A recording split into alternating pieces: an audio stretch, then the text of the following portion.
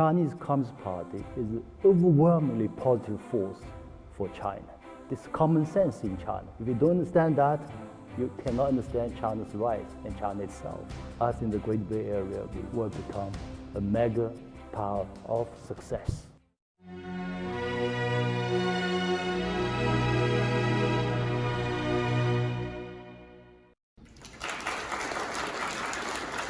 So, in a meeting with Mr. Zakaria, CNN host, about 3 years ago, he asked me a very sharp question, and he said, Professor Zhang, you said repeatedly, Western model is not working for China.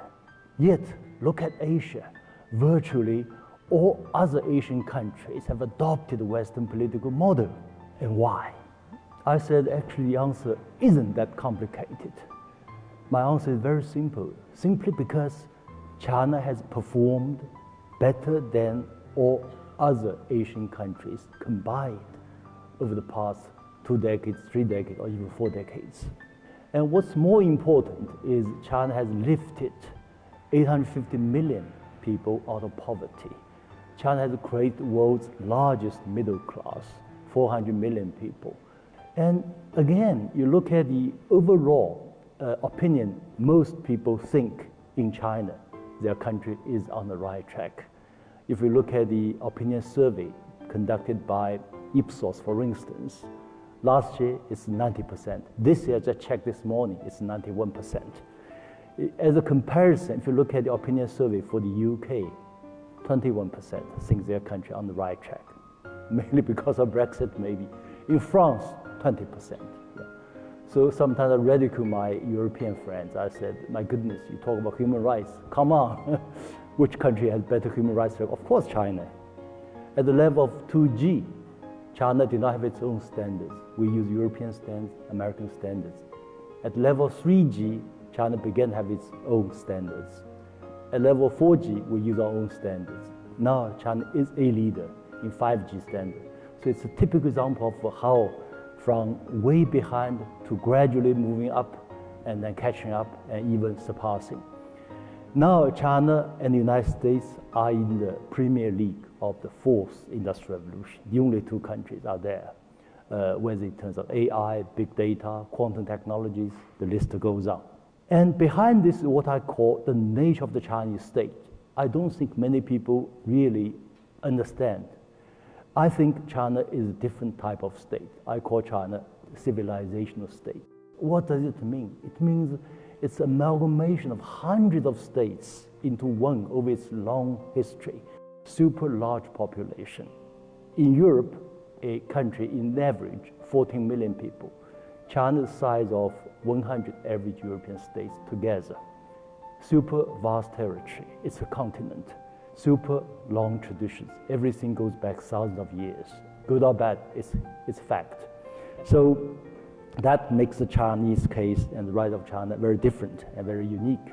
In the political domain, it's called the selection plus election. If the Western model is about election, which model is better? The China model is better. And economic domain, I call it mixed economy. The role of the state and the role of the market. They complement each other. Sometimes they do have problems within each other. Yet, at the level of central government, they try very hard to make them complement each other.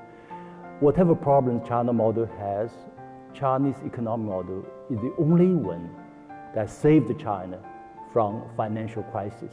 We haven't experienced any financial crisis or whatever economic crisis. And then in the social domain, it's the state and society are engaged in positive interactions. We have to understand Chinese Communist Party. In the West, the media would portray China as communist, capital letter, state, and that's very negative. But you have to understand Chinese Communist Party is an overwhelmingly positive force for China. This common sense in China. If you don't understand that, you cannot understand China's rise and China itself.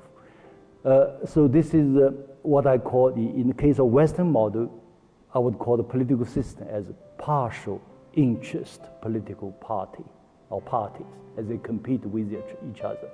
In the Chinese case, it's holistic interest party. It represents the overwhelming majority of Chinese people and shape consensus and work on that.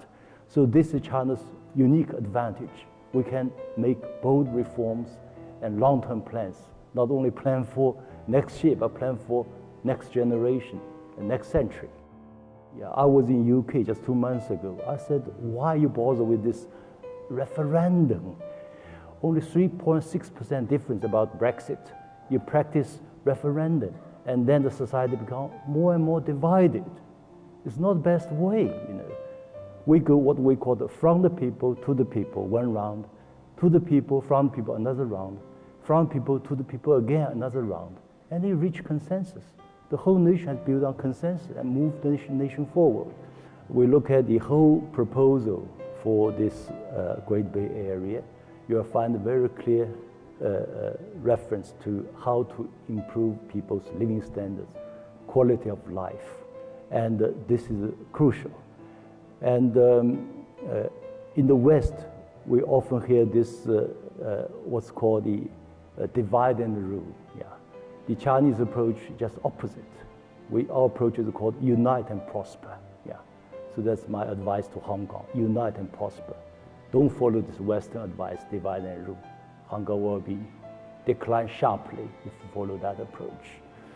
So this Great Bay Area is a good example of unite and prosper.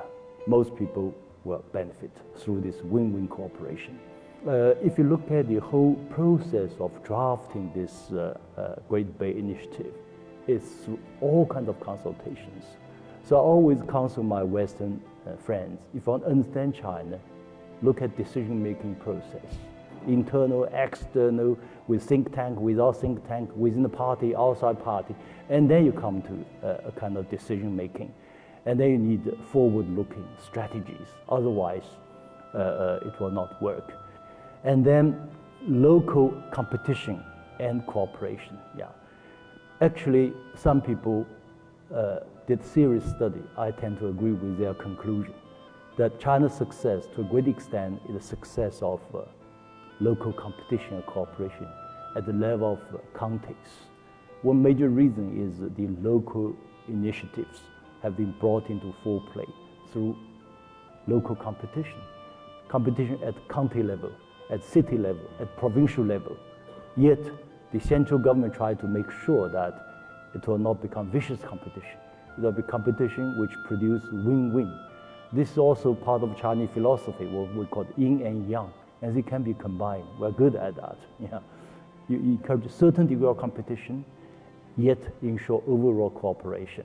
And then experimentation. The Chinese approach is always we start with pilot projects and try to see whether they work or not. If they work, we extend experience elsewhere. And within this Great Bay Area initiative, we have all kinds of pilot projects. For instance, Shenzhen is officially given a plan. It's called the Pioneering Zone for Socialist New City. And then regional integration, this idea of multiple city clusters. And Great Bay Area is a great example. These clusters really play a role of what we call 1 + 1 is larger than 2. And Great Bay Area will be a new example of this.